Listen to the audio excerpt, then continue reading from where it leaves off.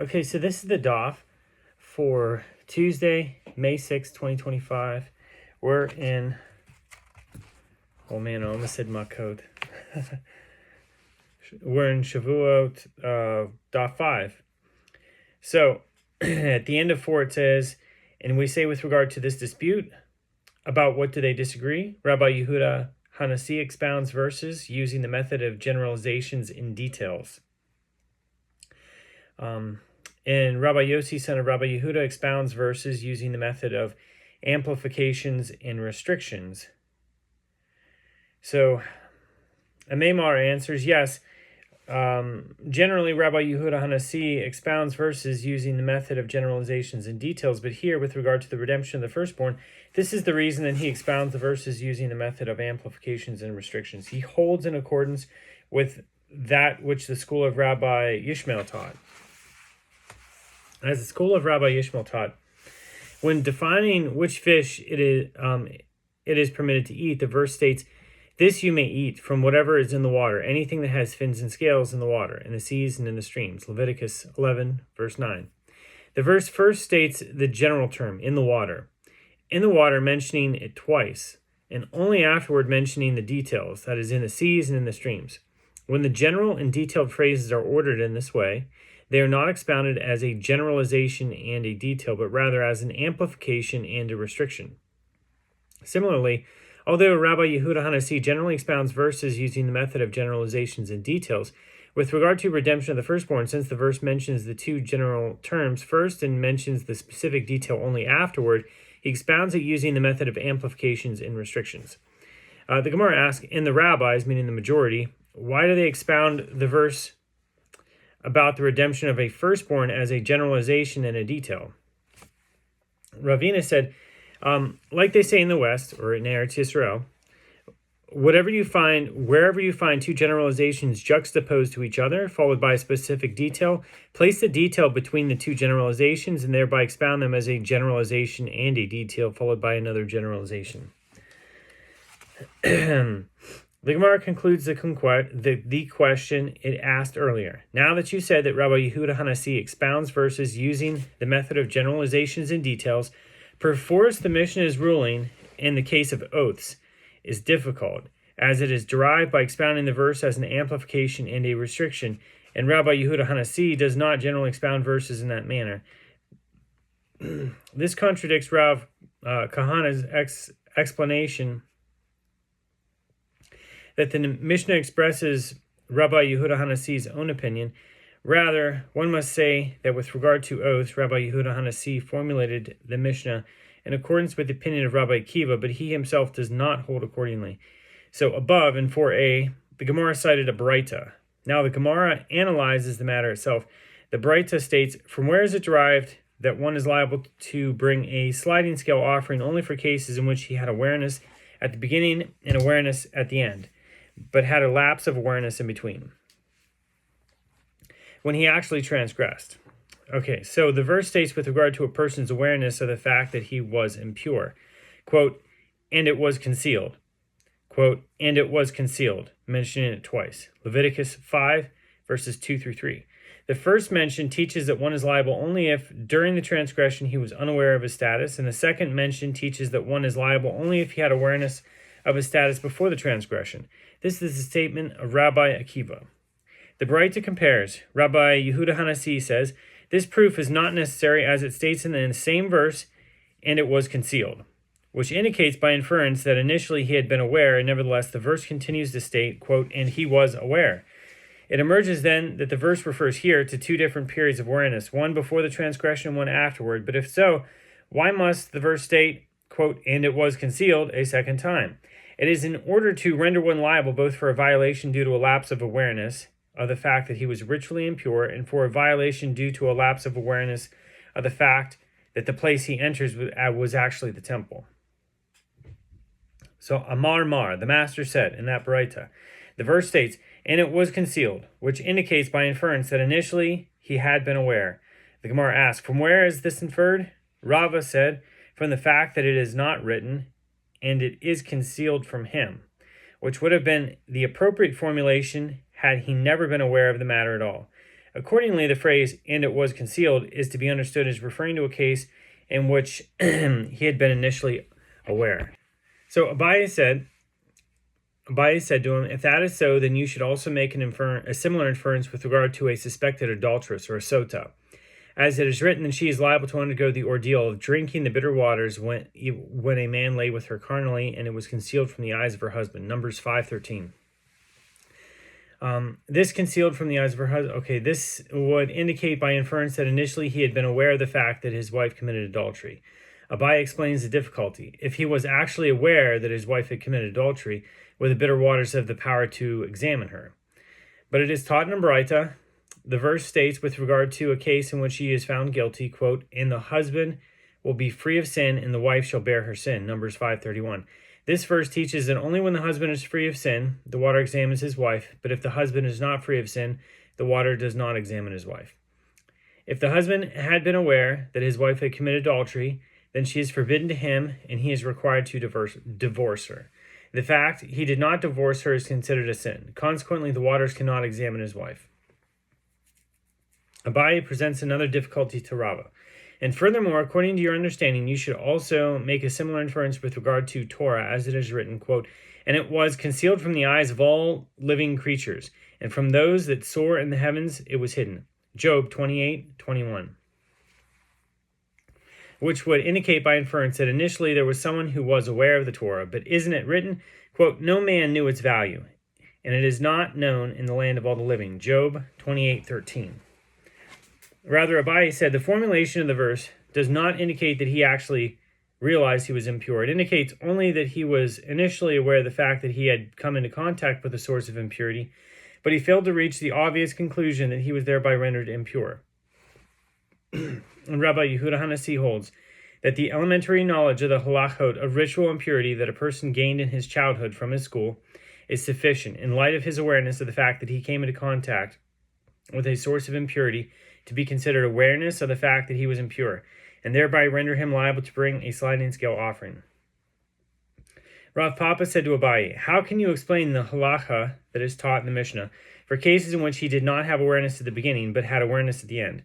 According to your explanation, is there anyone who does not have the elementary knowledge of the halachot of ritual impurity that he gained from his school?" Abaye said to him, "Yes, you find it in the case of a child who was taken captive among Gentiles who never received even the most elementary level of knowledge."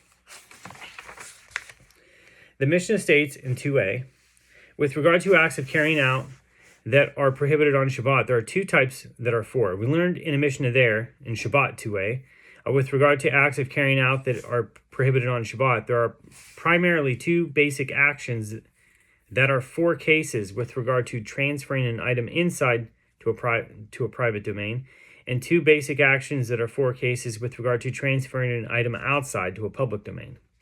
The Gemara asks, what is different here that the Mishnah teaches?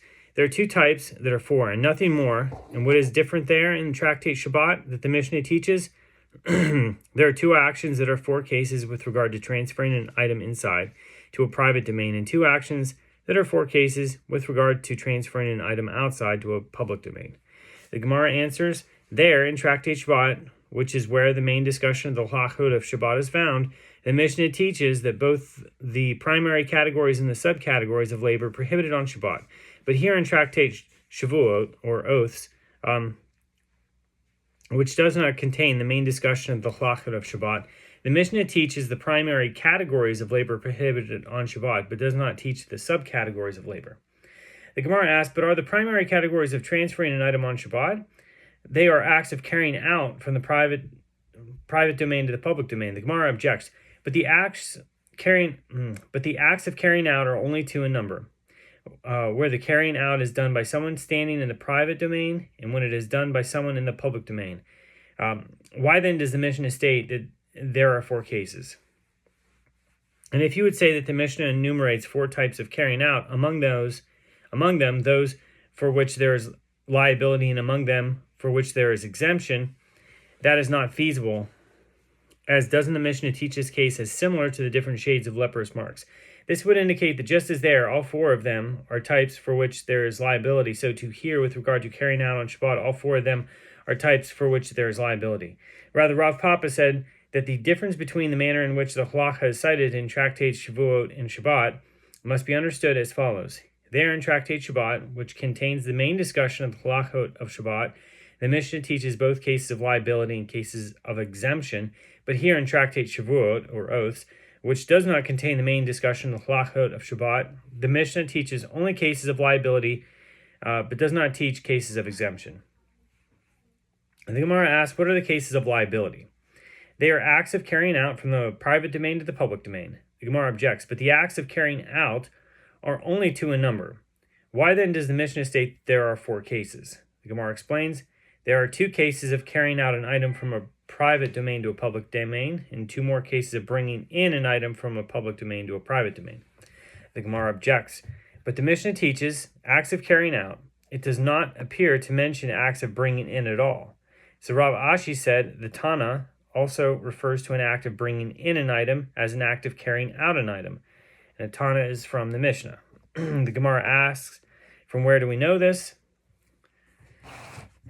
It is, as we learned in a Mishnah, Shabbat 73a, one who carries out an item from one domain to another domain is liable. The Gemara claims, are we not also dealing with a case where he is bringing it in from a public domain to a private domain? And nevertheless, the Mishnah refers to it as carrying out. The Gemara questions this assertion. Perhaps the Mishnah is dealing with a case of carrying out an item from a private domain to a public domain. The Gemara defends its claim. If so, let it instead teach, one who carries out an item from a private domain to a public domain is liable. What is the reason it used the more generalized formulation from one domain to another domain, to teach that one is liable even if one transfers an item from a public domain to a private domain? The Gemara explains further, even though the Mishnah addresses carrying an item in from a public domain to a private domain, it refers to it as carrying out. The Gemara explains, what is the reason for this? The Tana refers to any act that involves removal of an item from its place as carrying out. Accordingly, the term can appropriately be used even when an item is brought into a private domain from a public domain. Ravina said, the language of the Mishnah in Tractate Shabbat is also precise in indicating this, as it teaches with regard to acts of carrying out, itziyut, that are prohibited on Shabbat. There are primarily 2 basic actions that are 4 cases from the perspective of a person inside a private domain, and 2 basic actions that are 4 cases from the perspective of a person outside in a public domain. And then immediately in the constitution of that Mishnah, it explicates the cases of bringing in an item. So conclude from it that the term carrying out is also used to refer to bringing in. Rava said, one cannot make any inference from the language of the Mishnah, as it is not referring to acts of carrying out. Rather, it teaches domains. In other words, it means with regard to the domains of Shabbat, there are 2 types, the existence of which leads to 4 types of prohibited transfers, 2 with regard to carrying out, and 2 with regard to bringing in. The Mishnah teaches with regard to different shades of leprous marks, there are 2 types that are actually 4. We learned in a Mishnah there in Negaim 1:1. With regard to different shades of leprous marks, there are 2 types that are actually 4. The Baharat mentioned in the Torah, see Leviticus 13 verse 2, is considered a primary mark. It is an intense white like snow. Secondary to it, a subcategory of it, it is a mark that is white like the lime plaster of the sanctuary walls. The Mishnah continues. The Sa'at mentioned in the Torah is considered a primary mark. It is like white wool. Secondary to it is a mark that is white like the membrane of an egg. The ordering of different shades is relevant in determining which shades can be combined together. And in order for a leprous mark to be halakhically significant, it must at least be the size of a split Sicilian bean, garis. If a mark is that size, it is composed of different shades of white, none of which is alone the size of garis. Then, if the different shades are compatible, they can combine together and will thereby render the person ritually impure. Rav Hanina said, who is the Tana in the Mishnah who taught this Mishnah, which delineates the different shades of leprous marks into 2 groups? It is not in accordance with the opinion of Rabbi Akiva. As if it were in accordance with the opinion of Rabbi Akiva, one would be presented with a difficulty, since with regard to which shades can combine together, Rabbi Akiva says the different shades should be considered this one above this one. and that one above that one, according to their degrees of brightness, from the most bright to the darkest shade, as follows: snow white, baharet; white wool, se'et; lime, egg membrane, and only two adjacent shades can combine together. But if so, you have rendered pure a mark that is white like the lime plaster of the sanctuary walls, and is smaller than a grease. It cannot be combined with any other shade of white. The Gemara explains, with which other shade could we combine the lime-colored mark? We cannot say, let us combine it together with a snow white baharet, which is the primary mark relative to a lime-colored mark, as there is a white wool se'et, which is more bright white than a lime-colored mark, but less bright as snow white. Since baharet is not adjacent to lime, it cannot combine with it. We cannot say, let us combine it together with a se'et, as a lime-colored mark is not its secondary mark, and the primary mark can combine only with its secondary mark. This is difficult because the Mishnah's categorization of a lime-colored mark as a secondary mark indicates that it can be combined with another shade of white. Perforce, the Mishnah is not in accordance with the opinion of Rabbi Akiva.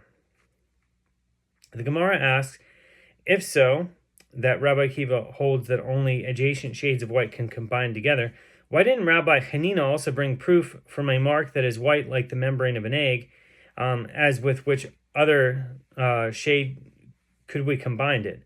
We cannot say, let us combine it together with a wool white se'et, which is the primary mark relative to an egg membrane colored mark, as there is a lime colored mark which is more bright white than an egg membrane colored mark, but less bright than the wool white. Since se'et is not adjacent to egg membrane, it cannot combine with it. We cannot say, let us combine it together with a lime-colored mark, as it is not its type. They are not of the same category, and so they cannot combine. And that is the end of Daf 5.